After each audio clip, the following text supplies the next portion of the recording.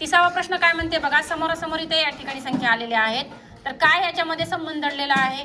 समोरासमोर घन संख्या 4 चा घन केला तर 64 येते, 3 चा घन 27, 1 चा घन 1 आणि आता 729 हे कुणाचा घन आहे? 9 चा घन 729. तुम्हाला सगळ्यांनी घन पाठ केलेले आहे, तुम्ही वर्ग पाठ केले, त्याच्यामुळे काही प्रश्न नाही. चला त्या ठिकाणी 31वा प्रश्न काय म्हणते बघा, की या ठिकाणी 5, 52, 3, 6, 37, 1 प्रश्नचिन्ह 68 आणि 4. तर या ठिकाणी काय संबंध दडलेला आहे?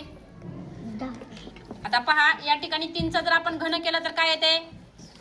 3 चा घन 27 आहे आणि 5 चा वर्ग जर केला आपण या ठिकाणी 25 आणि 27 आणि 25 ची बेरीज केली तर 52 येते.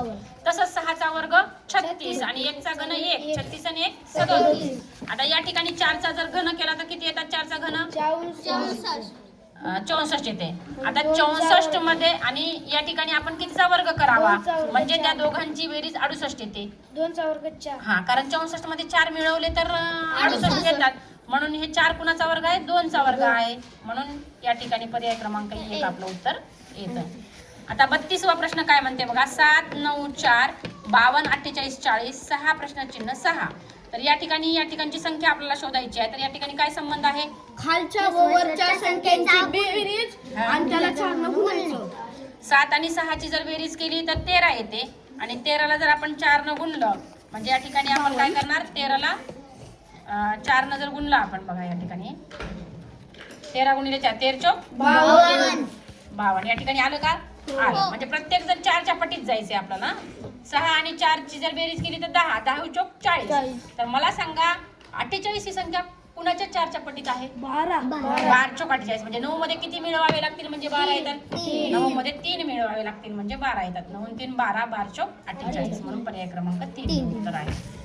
त्याच्यानंतर 33वा प्रश्न आहे, 17, 21, 29, 33, 69, 9, 4, 18. आता 39, 24 आणि 27.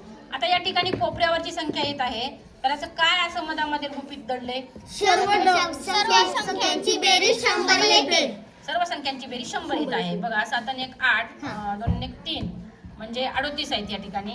38 हे 29, 33 हे पूर्ण संख्यांची बेरीज केली तर 100 यायला लागली. या ठिकाणी 100 यायला लागली आणि या ठिकाणी किती मिळवल्यानंतर या सगळ्यांची बेरीज 100 यायला लागली मग आपण पाहूया. तर या ठिकाणी बघा 9, 7, 16, 16 आणि 4 20, 20 ला 0 हातच्याली 2, 3 आणि 2 5, 6, 7, 8, 9 म्हणजे 90 व्हायला लागलेत. तर या ठिकाणी 90 मध्ये आणखी किती मिळवले म्हणजे आपण बरोबर 100 येतात. 10 मिळवले तर 100 येतात म्हणजे पर्याय क्रमांक 1 हे आपलं उत्तर आहे. आता प्रश्न 34वा काय म्हणते बघा, समोरासमोरच्या संख्यांमध्ये काय लॉजिक आहे? या ठिकाणी समोरासमोर संख्यांचा गुणाकार व त्याच्यातून एक काढणे. त्याच्यातून 1 काढायचं म्हणजे 8, 5, 15 15तून 1 काढले. 5 त्रिक 15, 15तून 1 काढला 14 झाले. आता 1 3 3 3 मधून 1 काढला 2 राहिले. त्याच्यानंतर 8 त्रिक 24 24 मधून 1 काढले 23 राहिले. तसं 6 गुणिले 3 केलं तर 6 3 18, 18तून 1 काढल्यावर 17 होतात म्हणून पर्याय क्रमांक 3 हे उत्तर येतं. कळालं का? 3 च्या पटीत जाणे आणि 1 वजा करणे.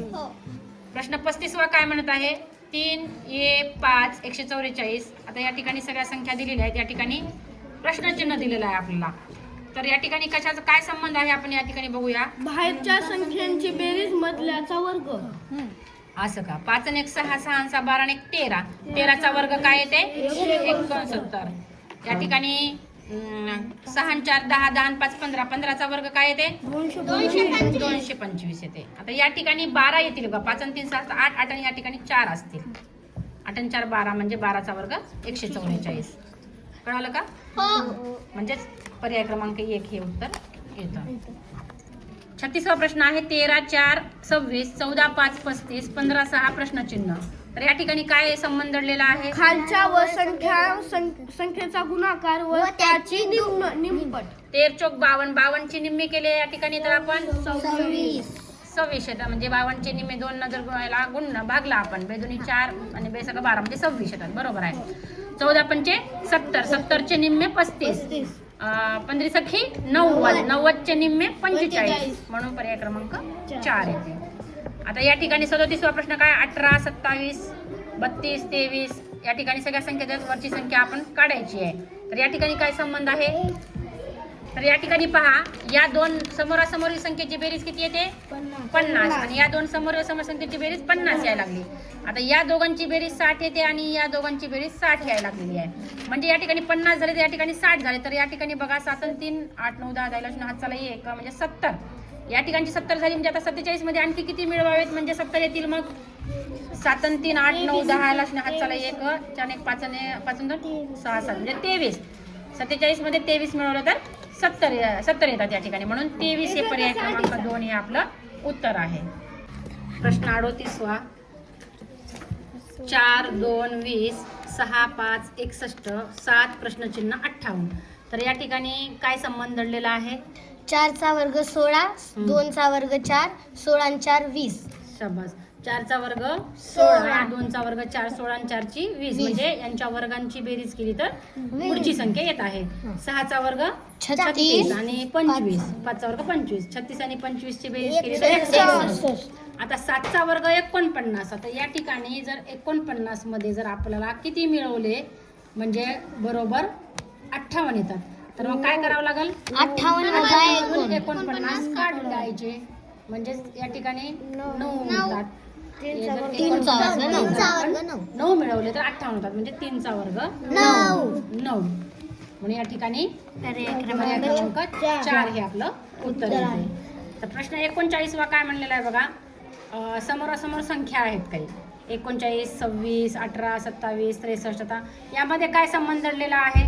9 2 18, 9 3 27, 13 13, 13 2 26, 13 3 49. म्हणजे एका पाड्याच्या मध्ये 2च्या पट्टीत आणि 3च्या पट्टीमध्ये त्या संख्या गेलेल्या आहेत. 9 2 18 आणि 9 3 27 असं आलंय. 13 2 26 49. मग आता या ठिकाणी आपल्याला 21 21 2 42 आणि 21 63 म्हणजे या ठिकाणी 42 ही संख्या येते. प्रश्न 40वा काय आहे? 7 5 40, 13 6 84, प्रश्नचिन्ह 9 81. आता 7 5 35, 35 मध्ये हे 5 मिसळले तर 40 आले. 13 संग 78, 78 मध्ये हे 6 मिसळले 84 येते. म्हणजे या दोघांचा गुणाकारामध्ये हीच संख्या मिसळायची आहे. आता या दोघांचा गुणाकारामध्ये जर आपण 9 मिसळले तर 81 येणार आहे. की या संख्येमध्ये आपल्याला 81 मध्ये 9 या ठिकाणी वजा करावे लागतील आपल्याला. बघा 81 मधून जर आपण 9 केले तर 72 होतात. म्हणजे 72 ही संख्या आली पाहिजे. म्हणजे 9च्या पट्टीत गेलं तर कोण्या पाड्याच्या 9च्या पट्टीत गेलं 72 येतात. 8च्या पाड्यामध्ये 8 9 72 आणि 72 मध्ये जर आपण 9 मिसळले तर 81. कळलं का?